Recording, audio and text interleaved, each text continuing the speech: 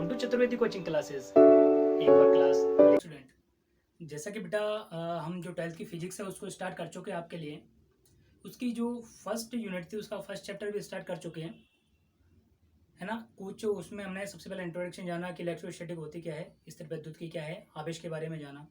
ठीक है, कूलाम के नियम के बारे में जाना बेटा। कूलाम का नियम का लास्ट टाइम शायद सदिश निरूपण भी हम लोगों ने पढ़ लिया। ठीक है, लेकिन एक इम्पोर्टेंट बात जो मैं आपको बताना चाह रहा हूँ वो ये है कि थोड़े से व्यूज़ कम आ रहे हैं, वो आप लोगों की वजह से, क्योंकि हमने जो क्लास स्टार्ट की है वो आप लोगों के लिए की है, 12th वाले बच्चों के लिए स्टार्ट की है। तो आपके जितने भी सारे कॉन्टैक्ट हैं उन लोगों को आप सेंड करो ना, ये भेजो, शेयर करो, चैनल को सब्सक्राइब करो, जिससे व्यूज़ बढ़ें, जिससे हम क्लास को आगे चलाएं। नहीं तो देखो व्यूज़ कम आएंगे तो हम क्लास दूसरी जो हमारे पास डिमांड आ रही है और कुछ क्लासों की, तो हम स्टार्ट कर देंगे। ठीक है, खैर तो अब देखो आपका ही बेनिफिट होने वाला है इससे बेटा, इसको शेयर करो। बाकी इसमें तो पढ़ाई रहे हम, हमारी जो ऑफलाइन क्लासेस स्टार्ट होगी तो वहाँ पे बिल्कुल जीरो लेवल से उठाएंगे। ठीक है, तो देखो बेटा लास्ट टाइम हमने कूलाम के नियम का जो सदिश निरूपण था उसको हमने पढ़ा था। अब मैं बात कर रहा हूँ कि जो कूलाम का नियम हमने पढ़ लिया, तो कूलाम के नियम की भी कुछ न कुछ लिमिटेशंस होंगी, कुछ न कुछ सीमाएं होंगी कि भाई कूलाम का नियम यहाँ लागू नहीं होता। तो ध्यान समझो, कूलाम के नियम की कुछ सीमाएं हैं, उनके बारे में हम बात करेंगे, तो आप नोट कर लीजिएगा। पहले जो सीमा की बात करें वो क्या है कि कूलाम का नियम एक बिंदुवत या स्थिर आवेशों पर भी क्या होता है, लागू होता है, गतिशील आवेशों पर लागू नहीं होता। अब ध्यान समझो, गतिशील आवेशों पर लागू क्यों नहीं होता। देखो, जब आवेश स्थिर रहता है तो उसमें विद्युत क्षेत्र, ओनली जो इलेक्ट्रिक फील्ड होता है, जो विद्युत क्षेत्र होता है वही, या विद्युत बल होता है वही उत्पन्न होता है। लेकिन जब आवेश अगर गतिशील हो जाता है तो उसमें विद्युत तथा चुंबकीय दोनों ही क्षेत्र उत्पन्न होते हैं। तो कह सकते हैं कि जो कूलाम के नियम से हम सिर्फ और सिर्फ विद्युत क्षेत्र, विद्युत बल की ही गणना कर सकते हैं, चुंबकीय बल की गणना नहीं कर सकते, पहला। दूसरा ये है कि अगर दो आवेश के मध्य हम क्या निकालते हैं, कूलाम का जो कूलाम के द्वारा हम विद्युत बल निकालते हैं दो आवेशों के मध्य। तो यदि उन दोनों आवेशों के मध्य की दूरी 10 की घात -15 मीटर, फिर से सुनो, अगर दोनों आवेशों के मध्य की दूरी 10 की घात -15 मीटर से यदि कम है तो वहां भी कूलाम का नियम लागू नहीं होगा। ये दो लिमिटेशंस हैं जो इंपॉर्टेंट है, वो आपको क्या रखनी है, याद रखनी है बेटा। अब इसके बाद हमारा जो नेक्स्ट टॉपिक आता है वो है हमारा परावैद्युतांक। क्या है परावैद्युतांक, ध्यान समझना बेटा, इसको बिल्कुल सिंपल है। परावैद्युतांक इसको बोलते हैं इंग्लिश में dielectric constant, dielectric constant. और इसको बेटा जो प्रदर्शित करते हैं वो हम करते हैं एप्सिलॉन आर, इसको बोलते हैं एप्सिलॉन और आर। किससे प्रदर्शित करते हैं, एप्सिलॉन आर से। अब ध्यान से समझना इस चीज को, ये भी कंप्लीटली जब आप समझोगे तो इसमें भी कूलाम का नियम इंपॉर्टेंट है, कूलाम के नियम से इसको समझोगे तो ध्यान से देखना बोर्ड पे। देखो इधर,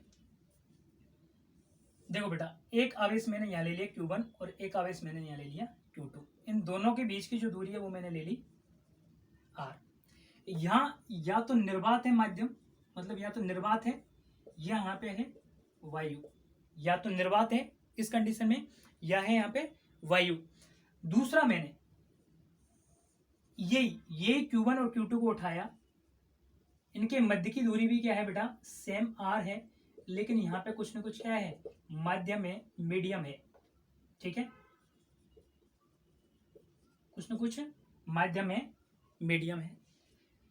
तो ध्यान से समझना, यहाँ पे जो परावैद्युतांक की परिभाषा है वो क्या बोलती है, परावैद्युतांक की परिभाषा बोलती है कि यदि निर्वात या वायु में दो आवेश रखे हैं और उनके मध्य दूरी R है, तो उन पर जो लगने वाला विद्युत बल है, उन पर लगने वाला जो विद्युत बल है, तथा उन्हीं आवेशों को, तथा उन्हीं आवेश तथा उनके मध्य की दूरी भी R है, लेकिन अब उन आवेशों के मध्य कुछ न कुछ क्या आ गया, माध्यम आ गया, जैसे कांच ले लिया या पानी ले लिया, तो उस कंडीशन में उनके ऊपर जो लगने वाला बल है, उन दोनों का जो अनुपात है वो क्या कहलाएगा, हमारे पास परावैद्युतांक कहलाएगा। अर्थात मैं बात करूं कि हमारे पास जो परावैद्युतांक है एप्सिलॉन आर, वो क्या होगा बेटा कि हमारे पास यहाँ पे कुछ ना कुछ बल लगेगा, वायु में कुछ ना कुछ बल लगेगा एफ, और ये हमारे पास मीडियम मतलब माध्यम में कुछ ना कुछ क्या लगेगा, बल लगेगा। इन दोनों को जो अनुपात होगा वो क्या कहलाएगा, हमारे पास परावैद्युतांक कहलाएगा। यह तो बात क्लियर हो गई, ये हमारे क्या है, परावैद्युतांक। समझ में आ गया। अब ध्यान से देखना, अगर मैं इन दोनों के बीच यहाँ पे अगर बल निकालूंगा तो क्या बल मिलेगा, मुझे ध्यान से देखना बेटा।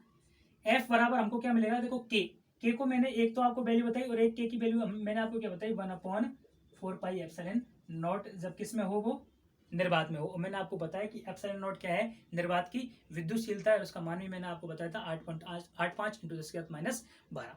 ठीक है। अब देखो ध्यान से, अगर मैं इन दोनों के मध्य बल निकालूंगा तो क्या, तो देखो यहाँ क्या आ जाएगा, 1/4πε0 into Q1 Q2 upon R², same, clear, यही आएगा। आगे अगर मैं लूं तो यहाँ पे देखो, ये तो हमारे पास वायु में क्या था, लगने वाला बल था, ये हमारे पास माध्यम में लगने वाला बल है। तो ध्यान से देखो यहाँ पे क्या जाएगा बेटा, 1/4π के का मान, लेकिन यहाँ पे ये तो वायु की है, निर्वात की विद्युतशीलता है, निर्वात या वायु विद्युतशीलता, यहाँ अपन किसकी विद्युतशीलता लेंगे, माध्यम की लेंगे। तो मैं इसको एप्सिलॉन ले लूं, या फिर आप ले लेना इसको एप्सिलॉन एम, और क्या बचेगा बेटा, वो same Q1 Q2 upon R²।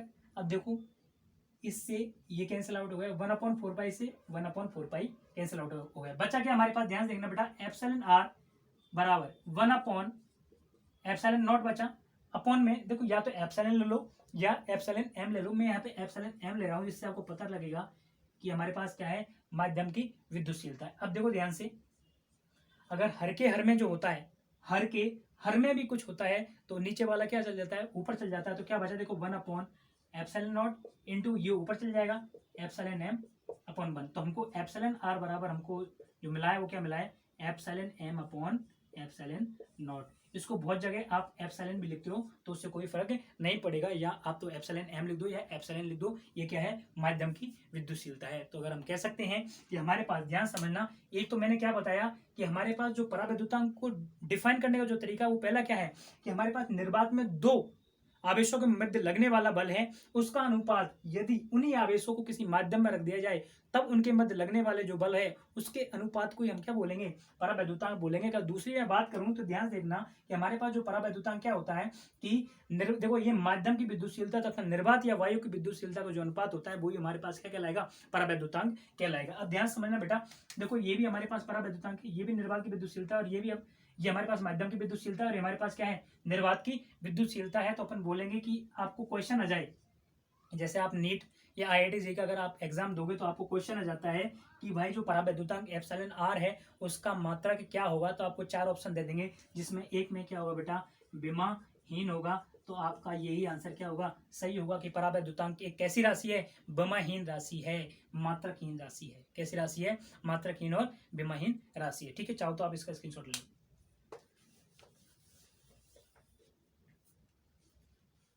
Okay ठीक,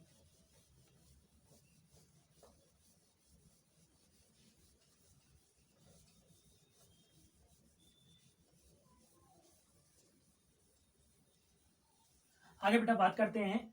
जैसे कि देखो आपने 11th क्लास में जो गुरुत्वाकर्षण वाला चैप्टर था उसमें मैंने आपको क्वेश्चन कराए थे, और वहां पे एक नियम पढ़ाया था, सार्वत्रिक गुरुत्वाकर्षण का नियम, सार्वत्रिक गुरुत्वाकर्षण का नियम। और यहाँ पे क्या पढ़ा है, कूलाम का नियम। तो एक क्वेश्चन नोट करो, आप क्वेश्चन नोट करो, हाइड्रोजन परमाणु में इलेक्ट्रॉन तथा प्रोटॉन के मध्य की दूरी 5.3 इंटू 10⁻⁻11 मीटर है, तो इनके मध्य लगने वाले विद्युत बल की गणना करो तथा तथा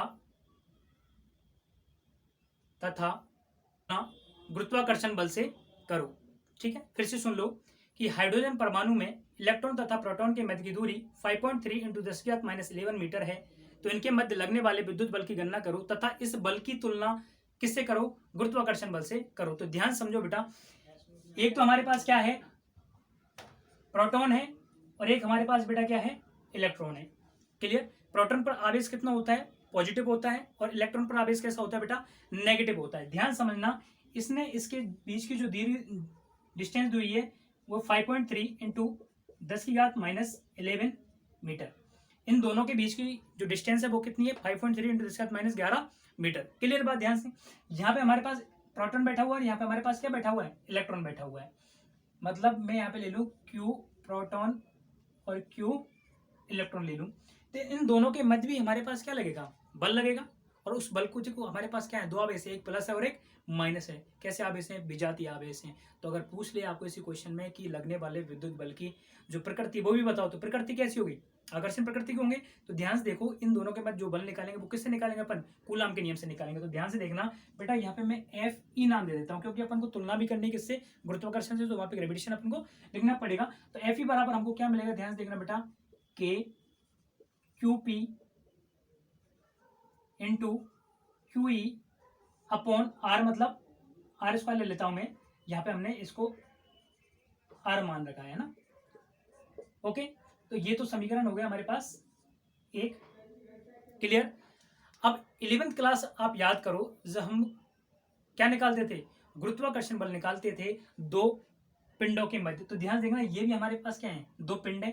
तो लेकिन यहाँ तो हम आवेश की जरूरत पड़ती थी, वहां हमको किसकी जरूरत पड़ती थी, द्रव्यमान की जरूरत पड़ती थी। तो यहाँ पे मैं मास ऑफ प्रोटॉन लिख सकता हूँ और मास ऑफ इलेक्ट्रॉन लिख सकता हूँ। तो वहां पे जो मिलता था, तो एफ जी ले लेता हूँ मैं इसको, वहां पे क्या आता था बेटा, जी एम ई, मतलब एम पी ले लो, एम पी एम ई, कोई दिक्कत नहीं है, अपॉन दूरी वही रहेगी आर स्क्वायर, समीकरण नंबर 2। अब देखो हमारे पास, इससे तो आप विद्युत बल का मान निकाल सकते हो, और इस फॉर्मूला से आप किसका, गुरुत्वाकर्षण बल का मान निकाल सकते हो, और दोनों के मध्य तुलना कर सकते हो। तुलना कैसे करते हैं, एक दूसरे के अंदर क्या दे देना, भाग दे देना। अब बोलोगे कि सर इसको सॉल्व कैसे करें, तो सॉल्व बेटा आपको ही करना है। मैं डेटा लिखा देता हूँ। डेटा क्या है, ध्यान से देखना कि क्यूपी मतलब प्रोटॉन पर आवेश और इलेक्ट्रॉन पर आवेश, दोनों का मान कितना होता है, 1.6 इंटू 10⁻⁻19 कूलम। अब इसकी बात हो गई, चलो ये तो क्लियर हो गया।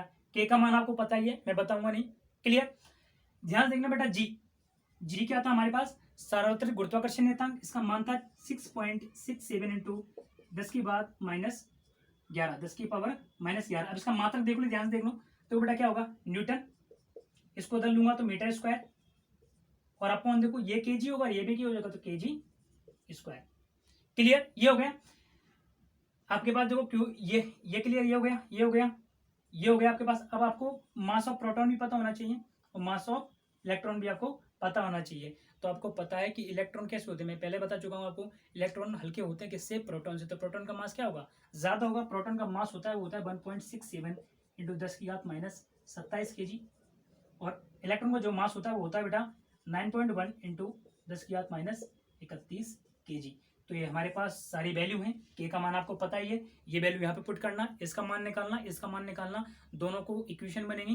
दोनों इक्वेशन में एक इक्वेशन का दूसरी इक्वेशन में भाग देना, और आपको यहाँ से क्या मिल जाएगा, इन दोनों के मध्य निकलने वाला संबंध मिल जाएगा। ठीक है, स्क्रीनशॉट ले लो, यहाँ नोट कर लो इसको जल्दी से।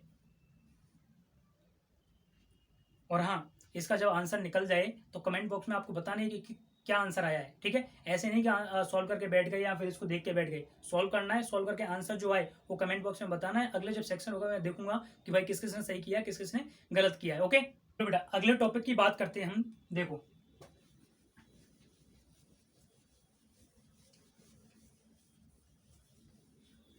टॉपिक आप डाल लो। टॉपिक है विभिन्न आवेशों के मध्य बल और अध्यारोपण का सिद्धांत। ठीक है, अब देखो बेटा, विभिन्न आवेशों के मध्य बल कैसे निकालेंगे। ध्यान समझना कि हमारे पास क्या है, एक निकाय है। ठीक है, एक निकाय में हमारे पास कोई भी एक परीक्षण आवेश रखा हुआ है। परीक्षण आवेश मतलब जिस आवेश पर अपन बल निकालने वाले हैं, क्योंकि बहुत सारे, एक निकाय के अंदर बहुत सारे आवेश होते हैं, वो सारे ही इस पर क्या लगाएंगे, बल लगाएंगे। तो जो कुल बल होगा, जो कुल बल होगा इस परीक्षण आवेश पर, उस बल का मान अपन निकालेंगे। ठीक है, तो ध्यान समझना, कोई आवेश यहाँ पे बेटा Q1 है, यहाँ पे Q2 है, और यहाँ पे Q3 है। ठीक है, इसकी ओरिजिन से यहाँ से इसकी दूरी बेटा R1 है, इसकी दूरी R2 है, सॉरी R3, इसकी R2 है, और इसकी मैं ले लेता हूं R0। क्लियर। अब अध्यारोपण का सिद्धांत क्या बोलता है, अध्यारोपण का सिद्धांत ये बोलेगा, ध्यान समझना, इसके बेसिस से मैं समझाऊंगा आपको कि देखो ये भी इस पर बल लगाएगा, ये भी इस पर बल लगाएगा, और ये भी इस पर बल लगाएगा। यदि मैं कुल बल की बात करूं कि इस परीक्षण आवेश पर जो लगने वाला कुल बल है, तो वो कुल बल मैं कैसे निकालूंगा, इन सभी के कारण लगने वाला जो बल होगा, उन सभी के बलों को मैं क्या कर दूंगा, योग कर दूंगा, और योग करके मेरे पास जो फाइनली जो उसका रिजल्टेंट जो फोर्स आएगा, जो परिणामी जो बल आएगा, वही इस पर लगने वाला क्या होगा, कुल बल होगा। ठीक है, और ये हमारे पास क्या कहलाएगा, अध्यारोपण का सिद्धांत। अध्यारोपण का सिद्धांत का मतलब होता ही क्या है कि भाई जितने भी सारे किसी एक हमारे पास एलिमेंट है, उस एलिमेंट पर बहुत सारे एलिमेंट बल लगाएंगे, तो उन सभी के जो अलग अलग बल हैं उन सभी को क्या कर दो, जोड़ दो। यही अपन का क्या है, अध्यारोपण है। तो ध्यान समझना बेटा, हमारे पास देखो इसके और इसके दोनों के बीच में लगेगा, इसके बीच में लगेगा, और इसके और इसके बीच में लगेगा, तो इनकी दूरी होना हमारे पास जरूरी है। ठीक है, तो देखो ये इस पर कुछ ना कुछ बल लगाएगा, मतलब ये बल लगाएगा। तो मैंने आपको जब देखो यहाँ पे क्या काम आएगा, जो कूलाम के नियम का सदिश निरूपण था ना, वो यहाँ पे काम आएगा। तो कूलाम के नियम का सदिश निरूपण के अकॉर्डिंग इस पर बल लग रहा है, मतलब किस पर बल लग रहा है, क्यू नॉट पर बल लग रहा है। किसके कारण लग रहा है, 1 के कारण लग रहा है। तो मैं इसको ऐसे लिखूंगा। क्लियर बात, ध्यान समझना। दूसरा, अगर ये इस पर बल लगाता है तो ये इस पर ऐसे बल लगाएगा। क्लियर, तो ये कौन सा बल लगाएगा बेटा, देखो किस पर लग रहा है, 0 पर लग रहा है। किसके कारण, 2 के कारण लग रहा है। और ये भी इस पर क्या लगाएगा, बल लगाएगा। तो ये भी इस पर क्या लगाएगा बेटा, एक बल लगाएगा, और उस बल 0 पर लगाएगा कौन, 3 लगाएगा। मतलब हमारे पास 4 एलिमेंट है और एक परीक्षण आवेश है। हमारे पास क्या है इसमें, जिनमें एक परीक्षण आवेश है और 3 हमारे पास और आवेश है। ये सारे अलग अलग करके बल लगाएंगे। इन सभी के बलों को अगर जोड़ देंगे तो हमारे पास इस पर लगने वाला कुल बल निकल जाएगा। और इन सभी के बलों को हम जोड़कर जो लिख रहे हैं, इनका जो अपन बोल सकते हैं कि इनका जो बीजगणितीय योग है, उन सभी के योग को अपन क्या बोलेंगे, अध्यारोपण का सिद्धांत बोलेंगे। मतलब मैं फिर से बोल रहा हूँ कि अध्यारोपण का सिद्धांत क्या है कि किसी भी एक परीक्षण आवेश पर जितने भी सारे और आवेश है, वो सारे बल लगा रहे हैं, उन सभी बलों को अपन क्या कर देंगे, जोड़ देंगे। तो ये क्या है, हमारे पास अध्यारोपण का सिद्धांत है। ठीक है, तो देखो बेटा, अगर मैं इस पर निकालूंगा बल, मतलब इस पर एफ नेट निकालूंगा, तो एफ नेट मुझे क्या मिलेगा, ध्यान समझना। इस पर ये भी बल लग रहा है, ये भी बल लग रहा है, और ये भी बल लग रहा है। तो देखो F01 vector plus F02 vector plus F03 vector, तो लगने वाला हमारे पास क्या निकल जाएगा, कुल बल निकल जाएगा। ठीक है, इसका स्क्रीनशॉट ले लो। क्या हो गया, विभिन्न आवेशों के मध्य बल और अध्यारोपण का सिद्धांत हो गया। यदि कोई बोले कि भाई हम तो इसमें बहुत सारे और पार्टिकल्स हैं, बहुत सारे और आवेश हैं, मतलब n आवेश हैं, तो आप इसको ही आगे बढ़ा के क्या कर दोगे कि जितने भी आवेश होंगे उन सबको अपन क्या करते जाएंगे, जोड़ते जाएंगे, और हमारे पास क्या समीकरण बन जाएगा, ये समीकरण बन जाएगा। क्लियर, चलो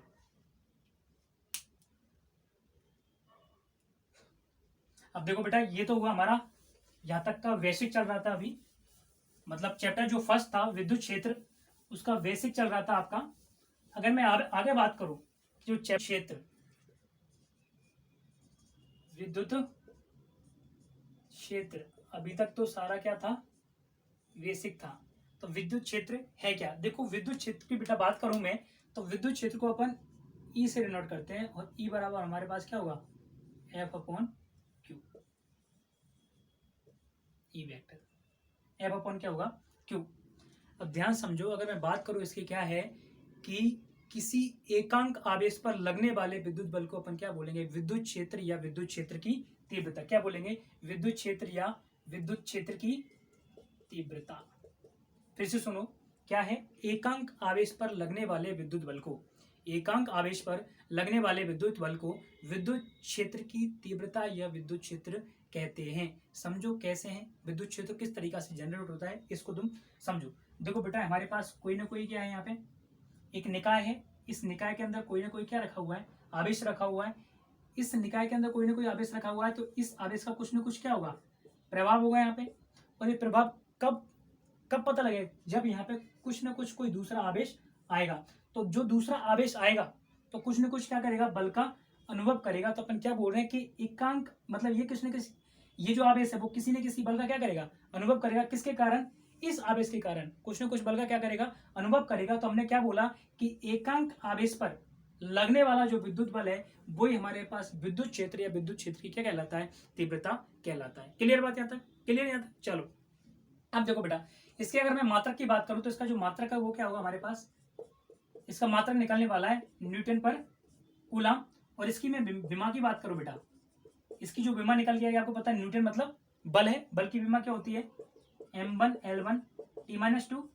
और आपको पता है आवेश की विमा क्या होती है, a1 t1 तो देखो इसकी जो विमा होगी वो हमारे पास क्या निकल के आएगी बेटा, M1 L1 T-3 हो जाएगी और A-1 ये इसकी क्या हो जाएगी, विमा हो जाएगी।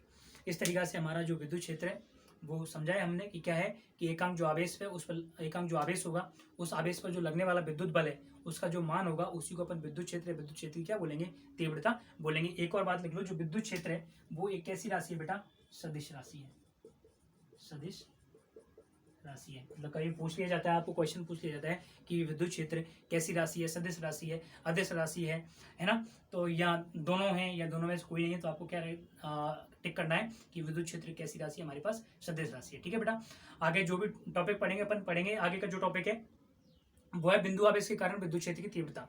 क्या है, बिंदु आवेश के कारण विद्युत क्षेत्र की तीव्रता, तो उसको आगे के लेक्चर में पढ़ेंगे। लेकिन ध्यान रहे, वीडियो को आपको इतना ज़्यादा शेयर करना है, इतना ज़्यादा फैलाना है जिससे बहुत ज़्यादा व्यू बढ़े लोगों के, है ना। ज़्यादा व्यूज बढ़ेंगे तो मुझे पता लगेगा कि हाँ भाई बच्चे इंटरेस्ट ले रहे हैं और भी क्लास लेके आएंगे। अगर हमको व्यूज़ कम आएंगे तो ऑब्वियसली बात है कि पता लगेगा कि बच्चे इंटरेस्ट नहीं ले रहे, तो क्लास बंद कर देंगे, ध्यान रखना। और दूसरी क्लास किसी और चीज़ की जहाँ बच्चों की ज़्यादा डिमांड है वो क्लास स्टार्ट करेंगे।